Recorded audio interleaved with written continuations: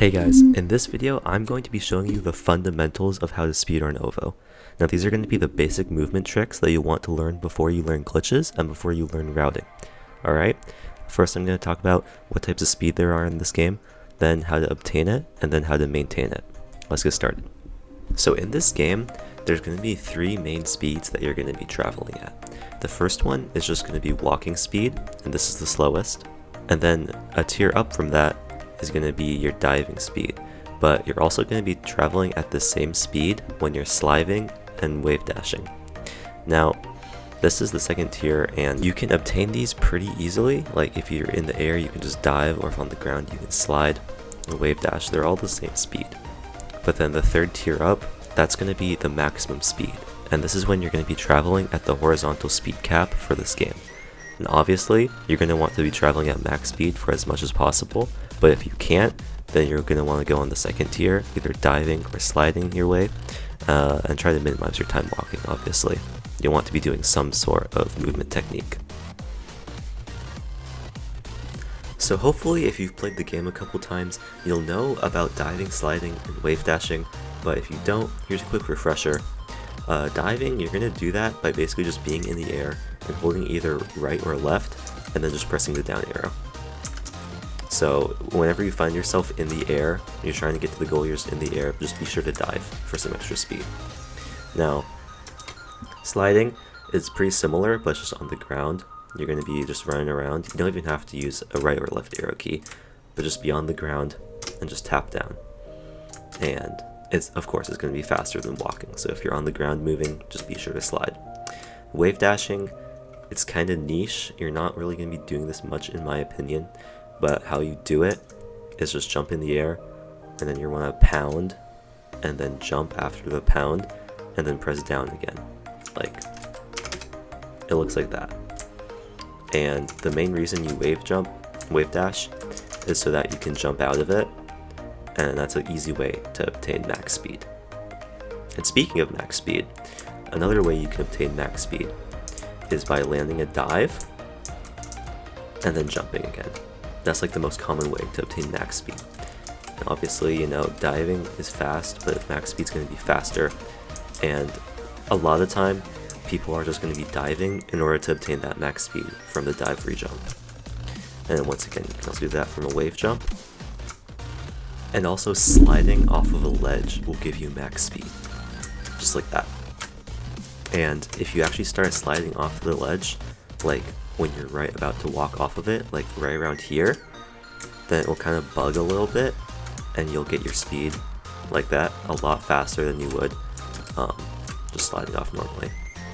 So a common chain of movement that you're going to see, especially in a lot of glitchless speedruns, it's going to be to slide and then jump, which will put you in a dive, but then also jump again, like that. So this is really fast because you're going to be sliding, which is that second tier, and then when you jump, it's going to put you in a dive, also in that second tier, and then also put you at max speed if you jump again after that. So if you're ever in a situation like you're just on the ground and you need to translate yourself horizontally, and you don't do glitches, then you can just slide jump like that. But then oftentimes it's faster to just wave dash like that to get your max speed, or if you're already in the air, you can do a dive jump like that. But obviously the best way to obtain max speed, and the most commonly used in a glitched speedrun, is the glitch called the super jump. Now I made a kind of funny tutorial on this, and I'll have that link in the description, but basically to do a super jump, you want to land from a pound and then press the up key and then the down key like almost the exact same time right after you hit the ground. So it's going to look like this. If you watch my keystrokes there, just jump and pound and press up and then down. And what this is going to do is it's going to put you at max speed like right away, but also give you that pound height. Now this is especially useful because at the start of every level you're going to be pounding, right? So then at the start of every level, right when you hit the ground, if you pull off this trick just by pressing up and down right when you hit the ground, like super close to each other at almost the exact same time, then you'll get that max speed immediately right at the start of the level. Now obviously, since being at max speed at the entire run is going to be the fastest way to beat this game, doing it at the start of the level, it's a must-have. You can just breeze through these levels. Now, of course, you can combo that with a dive jump right at the end. So super jump, dive jump. See, I was at max speed for the entire time. If I did a super jump and then dive jumped at level 1, and that is the fastest way you can beat level 1 for a lot of levels too. Just super jump and dive jump to maintain that maximum speed. And also, one more tip for maintaining this maximum speed when you're dive jumping is that you'll want to dive jump like right before you hit the ground, because as I said before, dive speed, that's in that second tier, whereas maximum speed, that's the fastest you can be. So you want to be in maximum speed. That's even preferred over the dive speed. Alright, and if I super jump right here and then dive immediately, see, I'm fast at first, but then the dive will actually slow me down because the super jump is faster than the dive. So if I dive right before I hit the ground, then I'm already jumping off of that dive before the dive can even slow me down from that super jump. So by diving and jumping right before I hit the ground, I can maintain that maximum speed. And if you look at the world record for level 1, that's exactly what it does. So the most common way that people are going to maintain their maximum speed, like just on the ground after a dive jump, is going to be what's called a momentum jump. Now, basically, this works because you're jumping before you actually hit the ground. It's like a preemptive, like the game checks if there's ground and then sees that there is ground because you're right above it without you actually touching the ground, which slows you down. So, as I kind of said, as you might imagine, that's pretty precise because you essentially have to jump when the game thinks there's ground, but you haven't hit the ground yet. So in practice, after you dive jump and you have max speed, you'll want to jump like that, like extremely precisely, just one jump input, extremely precisely. See, I didn't even do it there because it's hard. Right before you hit the ground. I didn't even do it there, 1 second. Okay, give me a second.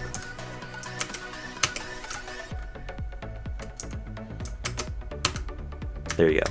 See, as you can see, I jumped and I maintained my maximum speed from that dive jump. And of course, you could just spam up, and that's what I do, that's what a lot of people do, because it's absolutely precise to just time it like that. So I just like spam jump, and most of the time, if you spam fast enough, you're gonna hit those momentum jumps. And obviously, if you like jitter click, the more CPS you have on that up arrow key, the more consistently it's gonna go. But see, it's even not that consistent. And if you have a high hertz monitor like me, it's gonna be even less consistent. The momentum jump is easier on 60 hertz refresh rate instead of like a million like I have.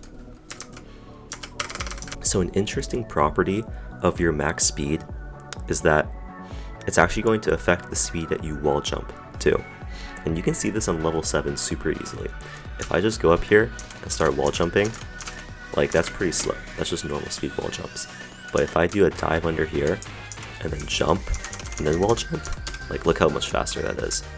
So you can actually maintain your maximum speed just by wall jumping. And what's even stranger is that you can just hold on to the wall, like stick on the wall like this, and it looks weird because I'm not moving, right? You think I lost my maximum speed, but then if I jump again, I still have that maximum speed. And it's only going to be taken away from me if I touch the ground, like that. So if you can obtain the momentum, the maximum speed, and then just not touch the ground by wall jumping like this, then you can just maintain it the whole way through. And the route for level 7, the easy route is a short dive at the start, to dive under here, max speed wall jumps here, pound, super jump to get max speed again, super speed wall jumps up here, and then pound and slide to the flag. And see, notice how you're going the fastest you can be at all parts of the level. And see, at the start, you can't be at max speed, because if I did a super jump, it put me up here, and that's slower. So the next best thing is going to be dive speed. So you get put into dive speed immediately. Now your max speed after that re-jump, up here, pound, super jump again to get back to max speed, pound, and then slide to the flag. Slide to the second tier. Yes, it's not as fast as a max speed, but it's still going to be faster than just walking. Slide to the flag like that. That's just a case study. And if you look at the routing for pretty much any other level in the game, like, you're going to notice how you're at maximum speed for, like, the maximum speed you can have. Ideally, you'd be at maximum speed, but, like, for the situation, you're like that for the entire duration of the level. Like, see in 24 here, it's like your max speed at the start. Hold on, I'm bad. And then you're gonna slide under here. Another slide jump there. So basically, you're gonna want to be at maximum speed, having that momentum. But if you can't have that momentum for some reason, like that case study in level 7, like the level design doesn't allow you to be at maximum speed the entire time. You can't just like phase through the walls. If you can't be at maximum speed, then you're going to want to go to that second tier. You're either going to want to be diving, or sliding, or wave dash. And if you can't do that, then you walk. But that's super slow. You can almost always do a dive or slide or something instead of walking. I can't even imagine a place in the route of the speedrun of this game where you actually walk, and that's the fastest way to do it. So yeah, to sum things up, that would be it. Try and be at max speed. If you can't, be that second tier. And with just those fundamental movement principles, you'll be able to piece together the routes for a lot of levels in this game. And granted, there are some tricks, like, hold on, like that. That's a trick, like a glitch, but you need to learn the fundamentals first, because without the fundamentals, you're not going to know how anything works, and it's going to make you super slow. But after you got these fundamentals down, then you can start learning how to do glitches, learning how to do the routes, and become a good speedrunner. But anyway, that's it for this video.